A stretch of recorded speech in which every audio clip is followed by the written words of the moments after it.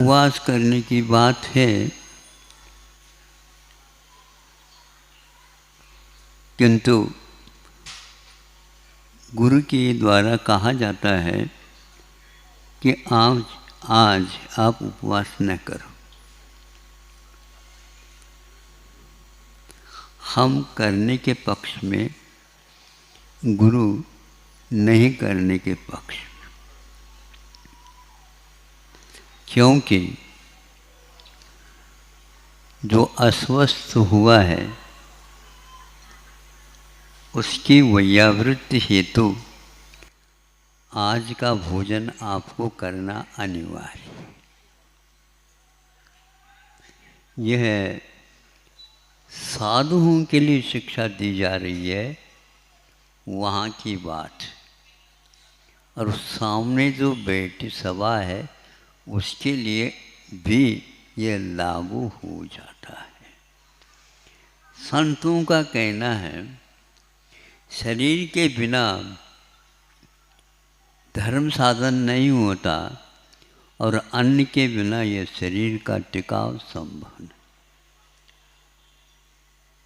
अन्न लेना अनिवार्य है, लेकिन कौन सा अन्न लेना, स्वयं को भी हम संयत बना रखें।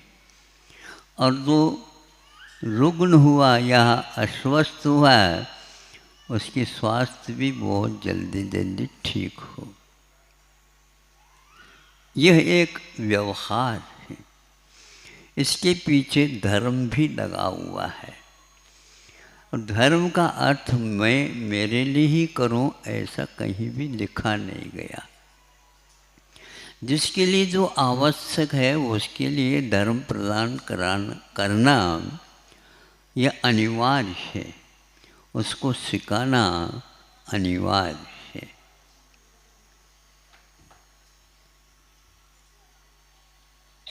ये एक सामान्य बात हो गई। विशेष बात क्या है? विशेष कि हम जो भोजन कर रहे हैं और भोजन दूसरे को दे रहे हैं वो कैसा है, इसका भी निरीक्षण परीक्षण होना अनिवार्य है। आज सुनने में आता है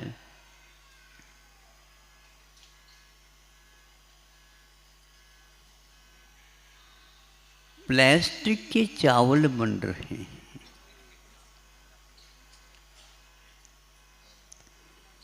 प्लास्टिक क्या है ये आप लोगों को ज्ञात है, पूरे युग को जानने में आया है। अब सोचा सामने वाले व्यक्ति ने विज्ञान के माध्यम से उस प्लास्टिक को इस ढंग से टुकड़े टुकड़े करके रसायन पद्धति से और उसको चावल का रूप दे दिया। आप परीक्षा कर नहीं सकते, आप निरीक्षण कर सकते हैं, लेकिन आप निर्णय नहीं दे सकते यह चावल नहीं है। क्या आप उसको खा नहीं रहे? महाराज इसलिए खा रहे हैं कि चावल बहुत अच्छी क्वालिटी का है और उसमें देखने में तो ऐसा लगता है कि मैं भरपूर खा लूं। और सुगंधी के लिए जो सुवासित चावल होते हैं उससे आगे के वो चावल हैं। अब क्या करेंगे आप? आंतों में जाएगा, क्या वह रोग पैदा नहीं करेगा? इसीलिए जो यहाँ पर अभी कहा गया है, स्वस्थस्य स्वास्थ्यम रक्षेत। स्वस्थ होता है उसके स्वास्थ्य को भी ज्यों का त्यों बनाए रखना ये आवश्यक है। इसलिए एक व्यक्ति का ये काम नहीं है, एक व्यक्ति से लेकर के प्रधानमंत्री और राष्ट्रपति तक ये कर्तव्य की कोटि में आ जाता है। आज के युग में चुनाव के अलावा कुछ नहीं दिख रहा है राजनीति की अपेक्षा से, और शिक्षा के क्षेत्र के अपेक्षा से साइंस विज्ञान के अलावा कोई पढ़ाया ही नहीं जाता है। बच्चा पढ़ना ही नहीं चाहता, पढ़ना चाहता भी है तो अभिभावक बहुत जल्दी भावुक हो जाते हैं। अब उनकी भावुकता को हम कैसे मिटाएं? आप ही मिटा सकते हैं। बच्चे ही अपने माता पिताओं के, लेकिन उनके ऊपर ऐसा प्रभाव पड़ा है अभिभावकों के ऊपर, हमारे बच्चे को तो देशी तो है ही, लेकिन विदेशी शिक्षा भी दिलाना है। अब कौन से तिलक में तिलक लगाए कि ये देशी शिक्षा है और ये विदेशी शिक्षा है? आप ही बताओ क्या करेंगे हम? अब उसके लेख के माध्यम से, उस विदेशी लेख के माध्यम से हम कह रहे हैं आपको, अभिभावक पहले सुने, बच्चे यदि नहीं आए तो उनको भी सुनाए, जो कोई भी है वो सब सुनाए। यह सुनाया गया था या लिखा गया था, भारत में 85 या 80% प्रसूति कार्य को संपन्न कराए जाए, किंतु यंत्र के माध्यम से, चीरा फाड़ी के बिना यह कार्य संपन्न सकुशल हो नहीं सकेगा। और आज भारत में 80 से 85% सारे के सारे, चाहे वह गरीब हो अमीर हो आदि आदि, किंतु विदेशी लेख आता है उसको भी पढ़ना चाहिए। मतलब की बात तो पढ़ो, और जो मतलब की बात नहीं, हमारे लिए रुचि नहीं है उसमें, तो उसको उपेक्षित करो। यह गलत बात है। ज्ञान की ही अवहेलना करना हो गया। विदेशों में जो प्रसूति का कार्य संपन्न होता है वह 15% मात्र आज हो रहा है। सुन रहे हो? तो इन ऑपरेशन के माध्यम से, शल्य चिकित्सा के माध्यम से यदि कोई कार्य होता है तो एक प्रकार से उसके दायित्व बहुत बढ़ जाते हैं। उसकी रक्षा के लिए, आगे के लिए वह किसी भी प्रकार से अब गर्भवती कार्य नहीं कर सकती है। यह कहा जाता है जीवन के लिए एक प्रकार से चुनौती दी जा रही है। घर में बैठ करके भी वह अच्छे अच्छे कार्य करना चाहें तो नहीं कर सकते। आयुर्वेद ही एक ऐसा साधन है इतिहास में, और आज तक वो जीवित है।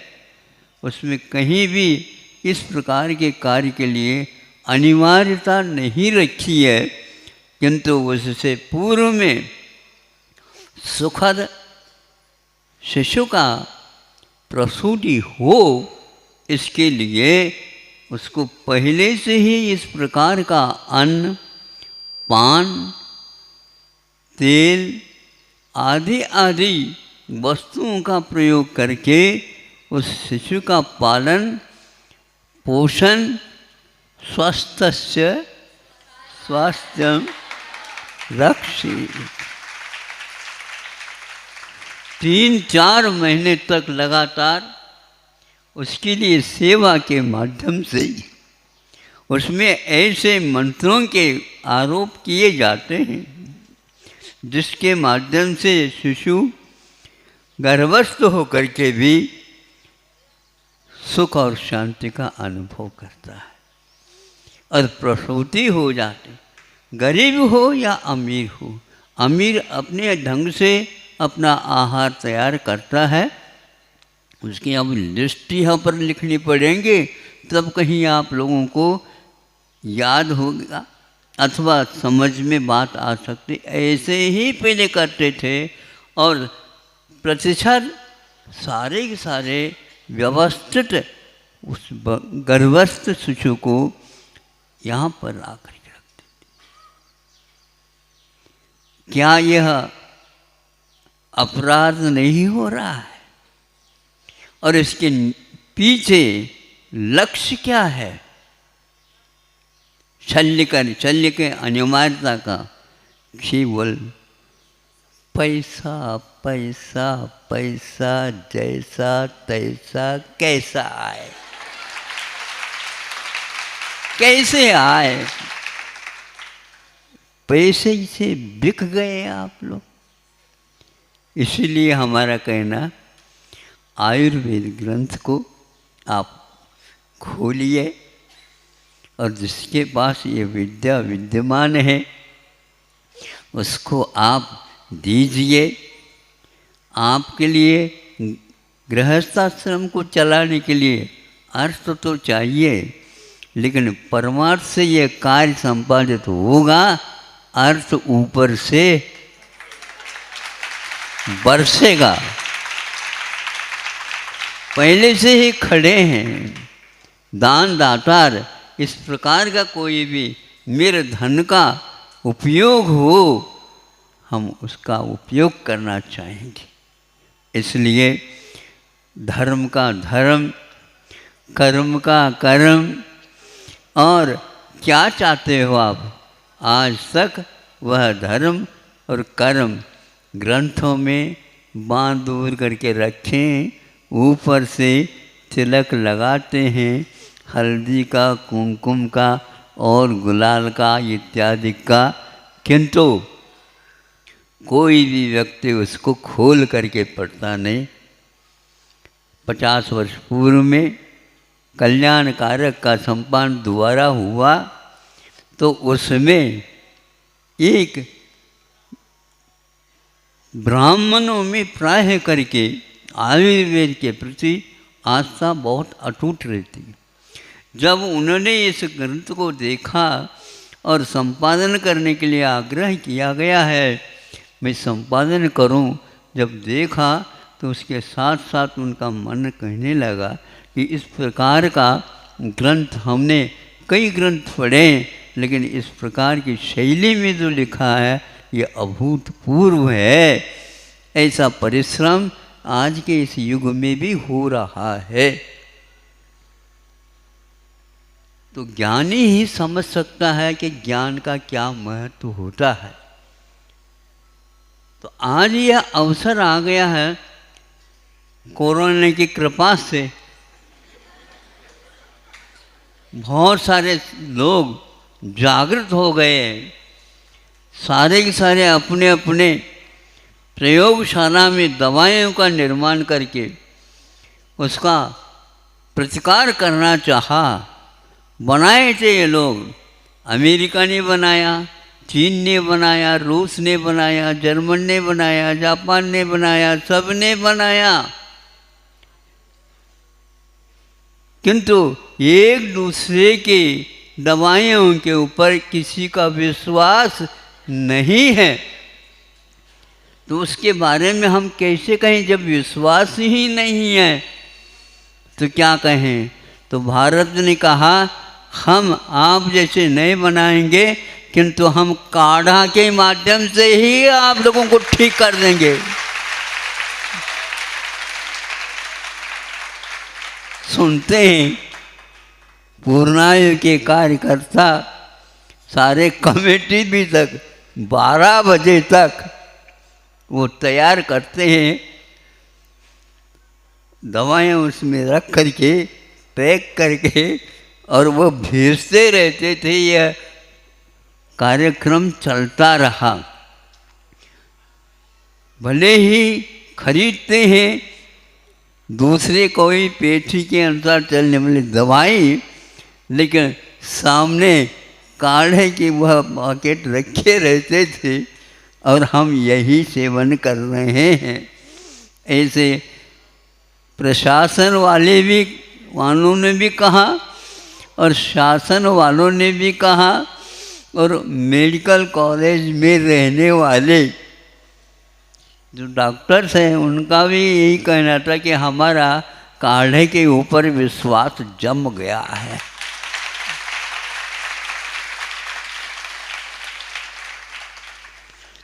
इसमें कोई मंत्र विशेष नहीं और कोई तंत्र नहीं है, केवल हम अपने सद्भावों के माध्यम से किसी भी प्रकार से यह प्रकोप शांत हो और सब लोग जल्दी जल्दी स्वास्थ्य का लाभ ले सके। ऐसे भी कई उदाहरण मिल रहे हैं। मैं ये कहना चाहता हूँ आप लोग इस ओर दृष्टिपात अवश्य करें, क्योंकि जब तक हम उस साहित्य की ओर अवलोकन नहीं करेंगे तब तक वर्तमान में जो भयंकर रोग हो रहे हैं उनके इलाज के लिए एक दिन हाथ ऊपर करने की अपेक्षा सर्वप्रथम हम अपने चश्मा को उतार करके उन ग्रंथों का अवलोकन करने का प्रयास करें। इसमें कभी धोखाधड़ी नहीं होगी। शल्य चिकित्सा चूँकि आयुर्वेद में विधेय नहीं माना है, उसको कहीं लिखा नहीं गया, ऐसा नहीं। शल्य चिकित्सा है, शल्य चिकित्सा का तो चीरा पाढ़ी है, नहीं है, एकांत नहीं है ये, किंतु उस गांठ को, उस विकृति को गलाना है, जलाना है। वो ये किसके द्वारा भी, किसी के द्वारा भी किया जा सकता। वो चीरा फाड़ी से ही वो ठीक हो सकता, ऐसा कहीं भी नहीं निकाला। एक क्षारकम जो कर्म होता है आयुर्वेद में, उसके माध्यम से, उसके सेवन करने से वो गांठ पिघल करके कहाँ चला जाता पता नहीं। आप लोगों को अभी विश्वास इसलिए नहीं होता क्योंकि आप जिससे परिचित हुए हैं उसके प्रति आपका बहुत बड़ा गाढ़ विश्वास है। विश्वास को मैं समाप्त करना नहीं चाहता, लेकिन दूसरे की ओर देखो तो सही, कम से कम वह गायब कैसे हो रहा है। इतने बड़े बड़े जो गांठ को होता उसको वहाँ पिघला करके और समाप्त कर दिया जाता है। इसको क्षार कर्म की भी उन्होंने संज्ञा दी है। यदि आप चाहते हैं तो हमने एक बार सुना था,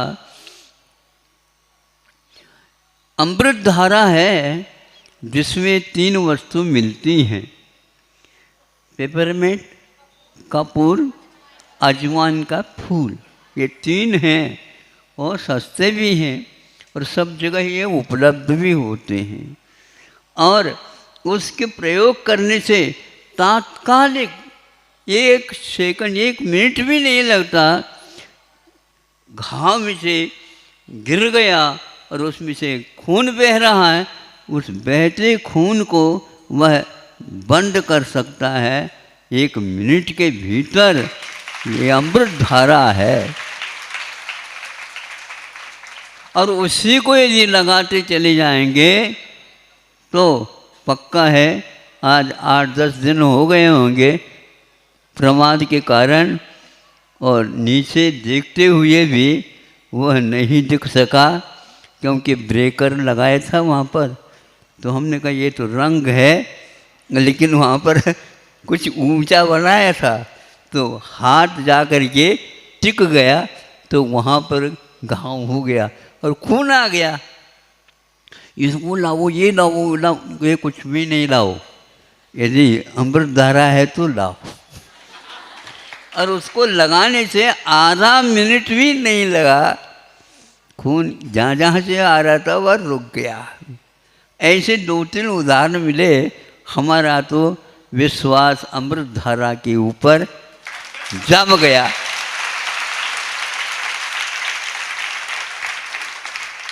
भगवान से प्रार्थना करता हूँ आप लोगों का भी विश्वास इसी प्रकार जम जाए। हम जबरदस्ती नहीं कर रहे हैं, लेकिन जो जबरदस्त लिखी गई है उसके बारे में सोचना तो आवश्यक है। हम सोचें, अफसोस की बात नहीं है, सोचिए आप, किंतु हम इन बातों को कभी गौर से देखना नहीं चाहते। आंखें न मूंदो, सुनने में आ रहा है आप लोगों को? थोड़े से आवाज बढ़ाऊं क्या घटाऊं? आंखें न मूंदो, न ही आंखें दिखाओ।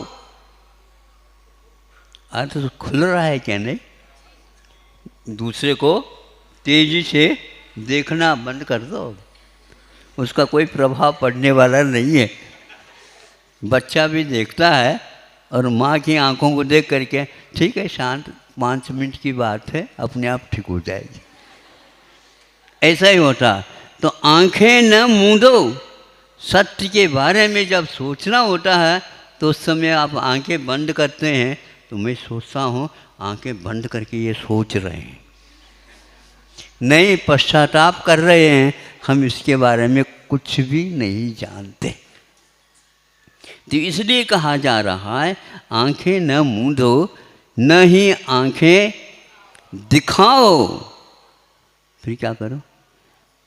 सच क्या है देखो, परीक्षण करो। विश्व में हाहाकार हो रहा है एक रोग के पीछे, अभी भी वह दवाइयाँ बन रही हैं। दवाई नहीं बन रही महाराज, केवल इकट्ठा हो रहा है, इकट्ठा हो रहा है। तो इतने परिश्रम क्यों कर रहे हो? नोट इकट्ठा करो और यह 2000 का नोट गायब हो जाएगा तो अपने आप ही आप दोगे, ये पक्का है। ये मालूम है कि भारतीय परंपरा में प्राय करके गाड़ करके रखते हैं। नोट को गाड़ करके मत रखा करो। वह चांदी की मुद्रा, पंचम चार जिसको बोलते हैं आप लोग, यूं करके ऊपर फेंक दे देते हैं तो दुकानदार क्या सुनते हैं? उसकी झनन आवाज़ सुनते हैं तो ये ठीक है, और इसमें से कुछ आवाज़ नहीं निकला, ये खोटा है। आयुर्वेद खोटा नहीं है, आपके निगाह में जो खोट है उसको दूर करने की क्षमता रखता है। दवाई के मूल्य के बारे में मत पूछो, बहुत कम दाम में वो औषध आपके लिए उपलब्ध होता है। निःशुल्क बांटने का परंपरा या रिवाज था, आज भी विद्यमान है, क्योंकि उन दवाओं के माध्यम से चेतन को दिशा मिलने वाली है, केवल शरीर को नहीं, चेतन को मिलने वाली है। ऐसे दवाइयों के माध्यम से हम सामने वाले के जो बिल्कुल असाध्य भी रोग हो उनको भी हम अवश्य ठीक कर सकते हैं। ऐसे ग्रंथों में कई बातें लिखी गई हैं। आप लोगों को फुर्सत हो तो अवश्य इसका अध्ययन करें, नहीं है तो अपने बच्चों के ऊपर कृपा करके ऐसे संस्कार डालो, बेटा मैंने नहीं किया लेकिन तुम कर डालो। तो ऐसे बच्चे बच्चियाँ आ रही हैं। महाराज अभी आपने बच्चे की तो बात ही नहीं कही। तो कह रहे हैं पहले जो बाहर भेजे जाते हैं उनको पहले हम रक्षा करते हैं, तुमको तो यहीं के यहीं रहना है। अब उसके बारे में भी सोच रहे हैं कि उधर एक छात्रों का महाविद्यालय और एक तरफ छात्राओं का महाविद्यालय।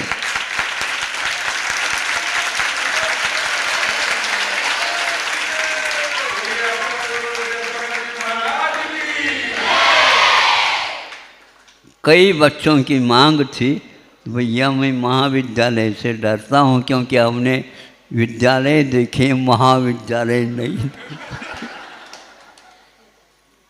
किंतु अवश्य हमारी भावना है कि आप लोगों को भी मिले, लेकिन जब तक आप लोगों का संकल्प ठीक नहीं होगा, अस्थिरता गायब नहीं होगी, तब तक ये कार्य किया नहीं जा सकता।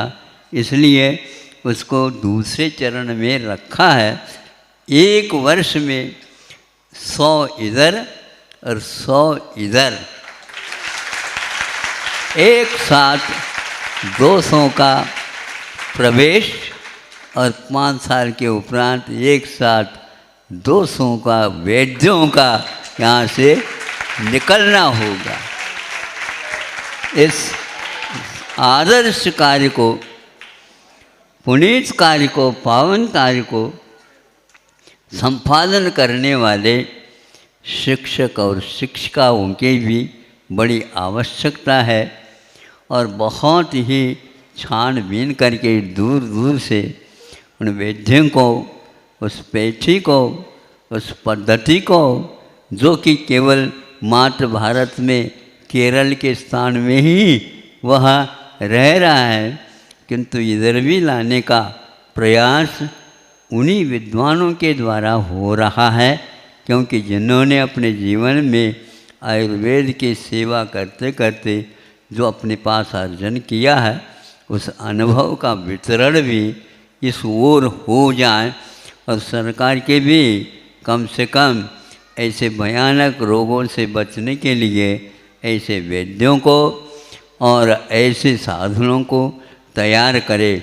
समय ज़्यादा हो रहा है, आप लोग आगे के भी कार्यक्रम होंगे, ज़्यादा और भी कहना चाहता था, लेकिन यह संक्षेप में भी बहुत कुछ हो सकता है।